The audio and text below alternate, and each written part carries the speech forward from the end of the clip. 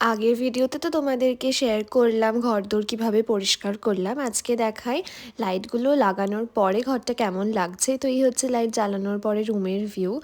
আর দেখতেই পাচ্ছ কি সুন্দর একটা ওয়ার্ম কোজি একটা ভাইব আসছিল।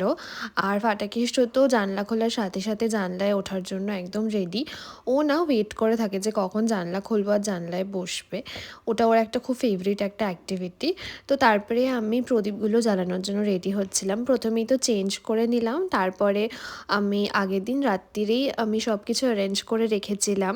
প্রদীপ, সলতে, মোমবাতি, তেল, ইনফ্যাক্ট আমি প্রদীপগুলো জলে ভিজিয়েও রেখেছিলাম। আমি আমার মা বাবাকে দেখেছি এগুলো, তো মা বাবার থেকেই দেখে দেখে এগুলো শেখা। এবং আমার বরাবরই ইচ্ছে ছিল যে আমার নিজের যখন ঘর হবে বা বাড়ি হবে তখন এই ট্রেডিশনগুলো কন্টিনিউ করার। তো সেই জন্যই আগের থেকে আমি সব কিছু অ্যারেঞ্জ করে রেখেছিলাম।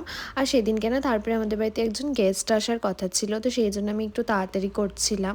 আর এই যে প্রদীপগুলো এক এক করে জ্বালিয়ে নিলাম, তারপরে আমি প্রত্যেকটা ঘরে ডিস্ট্রিবিউট করে নিয়েছি। So yeah, that is it for the day. Thank you so much for watching. By.